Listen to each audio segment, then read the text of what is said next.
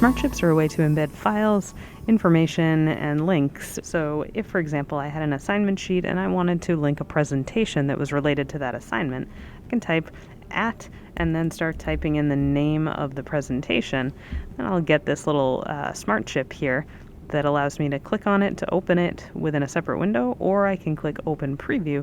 I'll actually open that presentation right here within my document. The other types of smart chips you can create, you can have a person smart chip by typing in the @ symbol and then the person's name. When you hover over it, you'll get a detailed view of that person to be able to contact them or send them, schedule a meeting with them or something like that.